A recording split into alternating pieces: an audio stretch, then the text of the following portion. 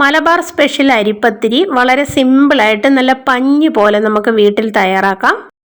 അതിനായിട്ട് 2 കപ്പ് വെള്ളം ഒരു പാനിലേക്ക് ഒഴിച്ചു കൊടുക്കാം. എന്നിട്ട് 1/4 സ്പൂൺ ഉപ്പും 1 സ്പൂൺ വെളിച്ചെണ്ണയും കൂടെ ഒഴിച്ചു കൊടുത്ത് ഒന്ന് തിളച്ച് വരുമ്പോഴത്തേക്ക് പത്തിരിയുടെ അരിപ്പൊടി 1 കപ്പ് ഇട്ട് കൊടുത്ത് ഫ്ലെയിം ഓഫ് ആക്കിയിട്ട് നന്നായിട്ട് ഇളക്കി യോജിപ്പിച്ചെടുക്കാം. കട്ടയൊന്നും കെട്ടാതെ നന്നായിട്ട് ഇളക്കി യോജിപ്പിച്ച് ഒരു പാത്രത്തിലേക്ക് ഇട്ട് കൊടുത്തിട്ട് ചൂടോടെ തന്നെ കൈകൊണ്ട് നന്നായിട്ട് ഇളക്കി നല്ല മയപ്പെടുത്തിയെടുക്കാം.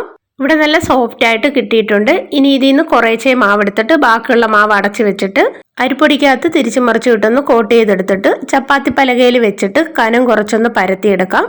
എന്നിട്ട് ഞാനിവിടെ ഒരു ഷേപ്പ് കിട്ടാൻ വേണ്ടി ഒരു പാത്രം വെച്ച് പ്രസ് ചെയ്തെടുക്കുന്നുണ്ട്. ഇവിടെ നല്ല ഷേപ്പായിട്ട് കിട്ടിയിട്ടുണ്ട്. ഇനി ഇത് നമുക്ക് ചൂടായ പാനിലേക്ക് ഇട്ട് കൊടുത്ത് ലോ ഫ്ലെയിമിൽ വെച്ച് തിരിച്ചു മറിച്ച് വിട്ട് കളറൊന്നും മാറാതെ ചുട്ടെടുക്കാം. ഇതിന് പ്രത്യേകിച്ച് എണ്ണയൊന്നും തേച്ച് കൊടുക്കണ്ട. നമ്മൾ ഓരോന്നും ഇട്ട് കൊടുക്കുമ്പോൾ ആ പൊടിയൊന്ന് തൂത്ത് കളഞ്ഞാൽ മതി. അപ്പോഴും നല്ല സോഫ്റ്റ് അരിപ്പത്തിരി തയ്യാറായിട്ടുണ്ട്.